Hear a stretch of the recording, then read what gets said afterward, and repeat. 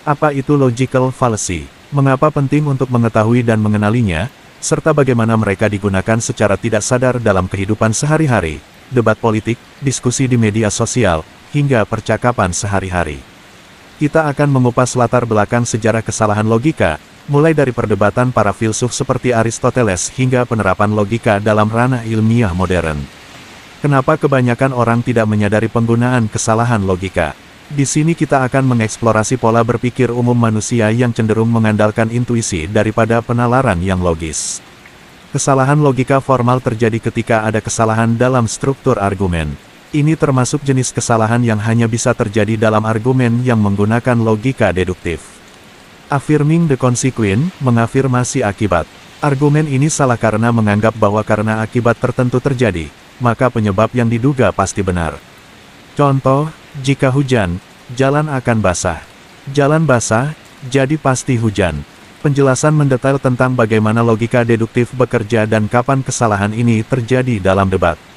Denying the antecedent, menolak premis awal.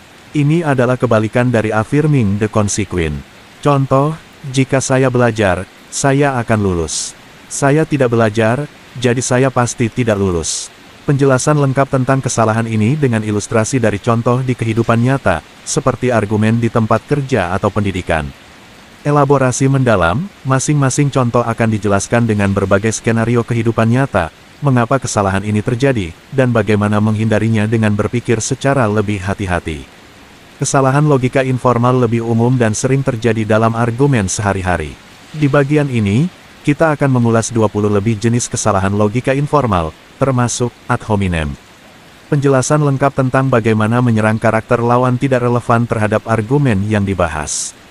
Contoh, dalam sebuah debat politik, seorang kandidat menyerang kepribadian lawannya daripada membahas kebijakan. Strawman, bagaimana argumen lawan bisa dipelintir dan disalahartikan untuk membuatnya lebih mudah diserang. Contoh, dalam diskusi tentang perubahan iklim, seseorang menyatakan, kamu mau menutup semua industri dan menyebabkan resesi hanya untuk menyelamatkan lingkungan. False dilemma, menghadirkan situasi seolah-olah hanya ada dua pilihan ketika sebenarnya ada banyak opsi. Contoh, jika kamu tidak mendukung undang-undang ini, berarti kamu tidak peduli dengan negara. Slippery slope, menunjukkan rantai peristiwa yang dianggap tak terhindarkan akibat satu tindakan kecil. Contoh, jika kita izinkan penggunaan narkoba medis, lama-kelamaan semua orang akan kecanduan narkoba. Analisis lebih dalam, setiap kesalahan akan disertai analisis dari berbagai perspektif, bagaimana kesalahan ini memengaruhi diskusi publik, media sosial, dan bahkan dalam keluarga. Di bagian ini, kita akan mendalami bagaimana logical fallacies sering digunakan secara sengaja oleh berbagai pihak untuk memanipulasi opini publik, baik dalam politik, pemasaran, maupun media. Studi kasus dari kampanye politik yang sukses menggunakan teknik fallacy.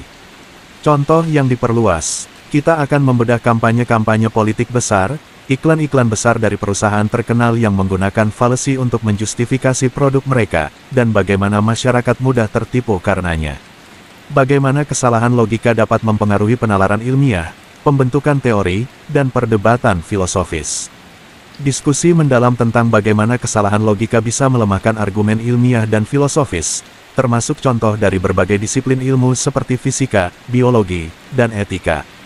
Contoh ilmiah, kita akan mengupas kesalahan logika yang sering muncul dalam argumen ilmiah, terkait perubahan iklim, evolusi, dan isu-isu bioetika.